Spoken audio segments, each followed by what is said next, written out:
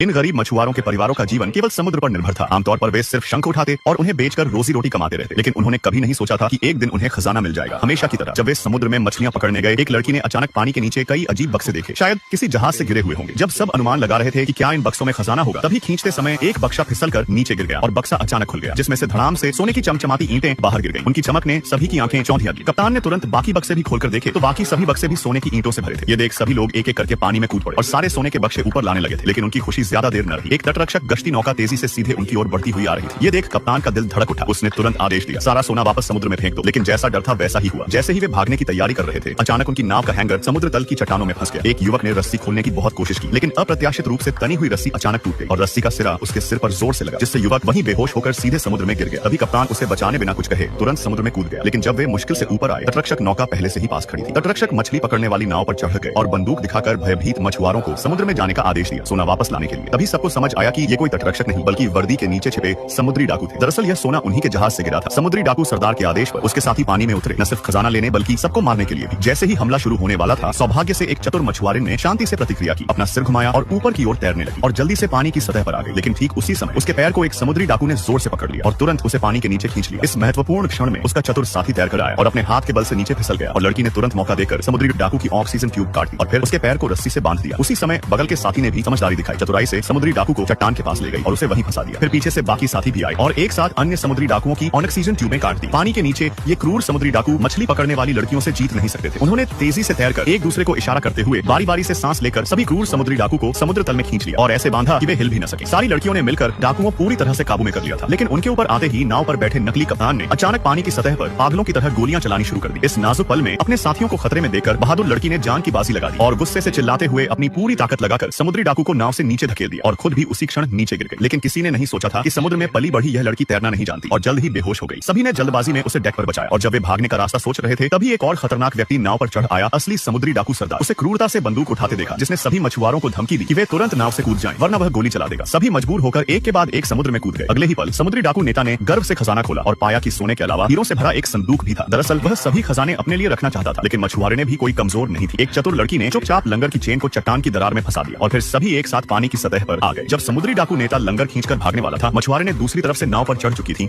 और हथियार उठा लिए थे। तभी अचानक रस्सी कसने से टूट गई और समुद्री डाकू सरदार तुरंत समुद्र में गिर गया। इसी समय वह बेहोश लड़की भी जाग गई और अगले ही पल कप्तान ने जल्दी से नाव चला दी। मछुआरों को जैसे नई जिंदगी मिली हो। सोने चांदी के खजाने के साथ वे तेजी से वापस लौट रहे थे। लहरों से गुजरने के बाद सबने मिलकर खजाना खोला और हैरानी से देखा कि उसमें सिर्फ सोना ही नहीं बल्कि कीमती हीरो का पूरा संदूक था। उस समय सोने हीरो की चमक ने सबके चेहरों को रोशन कर दिया। वह सिर्फ धन की चमक नहीं बल्कि जीत और उम्मीद का इनाम भी था। उनकी गरीबी पल भर में गायब हो चुकी।